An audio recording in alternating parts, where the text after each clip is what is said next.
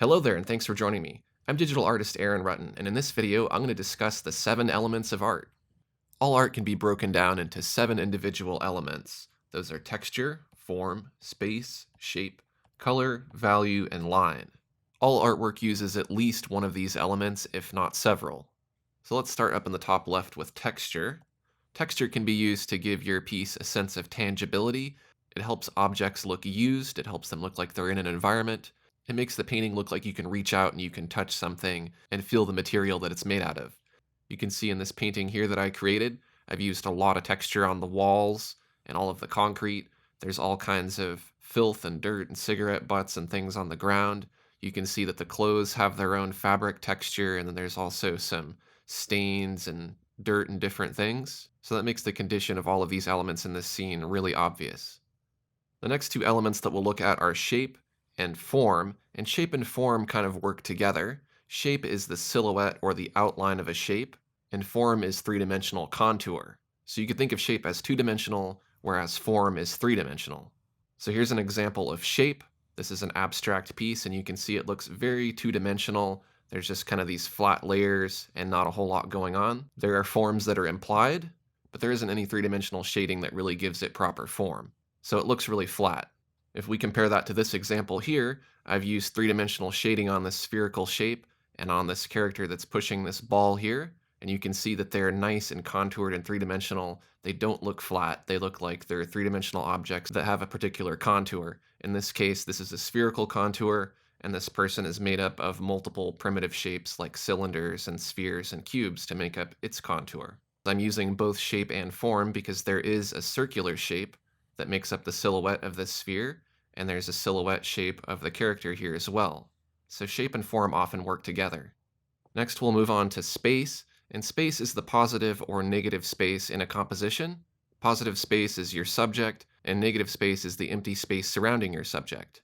But negative space doesn't necessarily mean that it has to be a blank canvas, because you can have something that's kind of a consistent pattern or something that doesn't really distract your eye very much, like this tail feather pattern here on the peacock, to imply negative space, whereas the positive space here is the peacock's body in the center. The next element is color, and we use color a lot in our artwork, and other times we don't use it at all. So here's an example of color. I have nice bright colors surrounding some muted grays here, and that really makes the grays pop out, and the grays also help the color pop out. So there's an interesting use of color here. Now color also works hand in hand with value, and value is the range of light and dark, so black, gray, and white, and everything in between.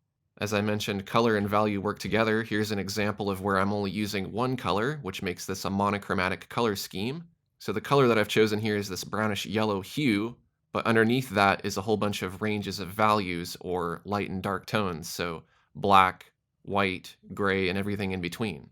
So color can be hue, or the way that you use color, or don't use color, whereas value represents the lightness and darkness in the piece, or the range of contrast or tonality. And the last element that we'll take a look at is line. Line can be used to put emphasis on objects. For example, I could highlight the edges of something, or I could use it as an element in art, just having a bunch of lines that are all making this weaving pattern, or I could use it to outline an object. You'll often see that in cartoons and comic books. The character is outlined in black. So that's a look at each individual element, but let's take a look at how all of these work together. As I mentioned earlier, form has a shape, and you apply form to a shape to create a three-dimensional object.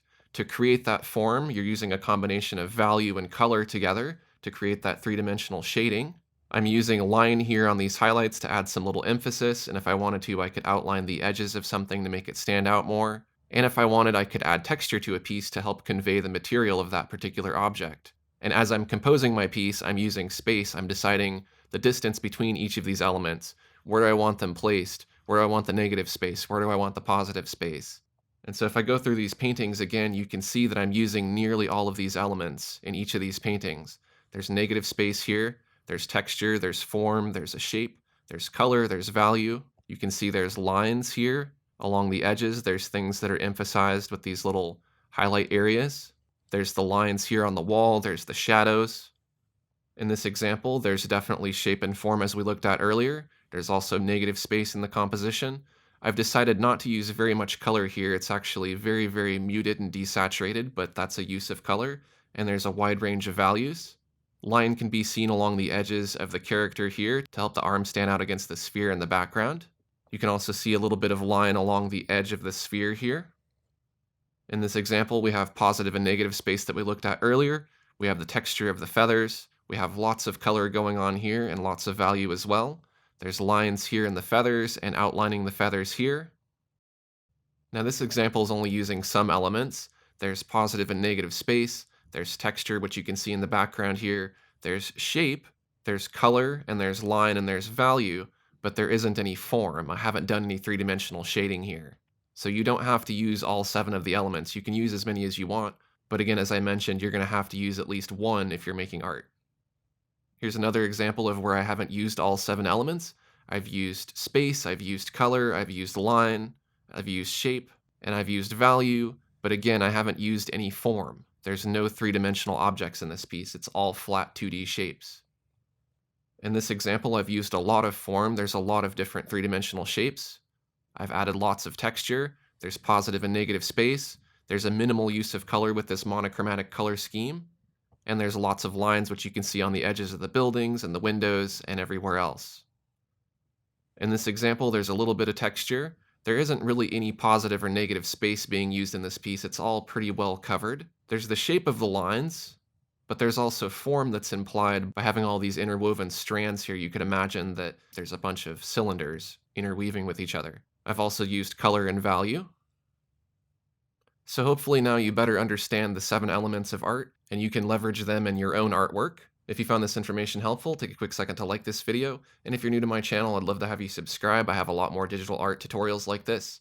Thanks for watching, and I'll see you next time.